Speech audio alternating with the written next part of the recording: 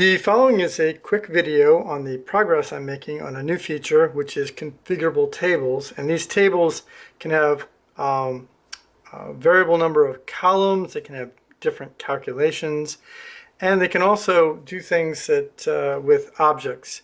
So before, what we had is we could either count objects or otherwise, and now we have a concept of components where the object itself might not be counted, but we may have components and prices associated with that object. And so to begin with, just go ahead and show that table that's being dropped in. Actually, let me back that out. That's not the table I want. Grab this second table here. And we're going to show that we can also have multiple tables on at the same time. Now, this is just a legend. This is one of the old school tables, but we'll eventually be able to do these as well. And now as I drop in components, and I'm going to actually go to scaffolding as an example. And as I drop in a component, we'll see that that component has a name, but you also have, that object has a name, but it also has components, and the components themselves have a number of, components, or a number of items of components, and the number of pieces.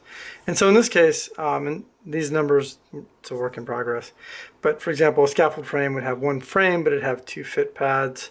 So we would actually see the icon that's being displayed in the legend, but then as we added up the components, it would be whatever that component entailed.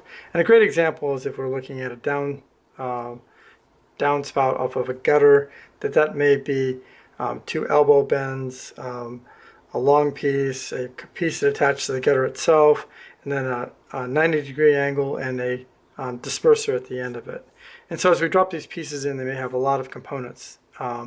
And we can have these components as symbols, and then the symbols would then be able to snap into position.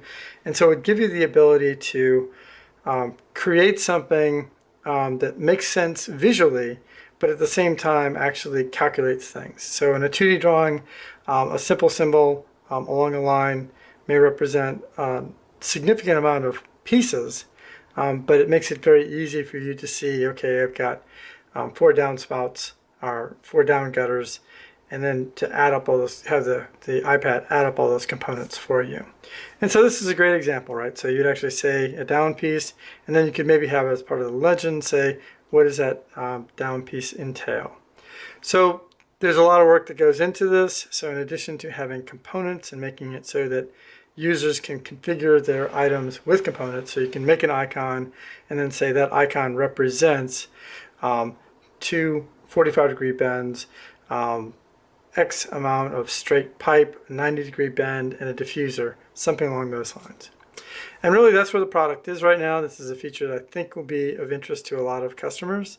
Of course, these fields are all named per your specifications, and if you did a configuration, in which case if you exported this data, you'd be able to capture it and feed it directly into a backend system. And really that's all I need to present right now, just the work in progress. Again, this is something that's not currently available, but I'd like to hear if people find this interesting. Thank you very much.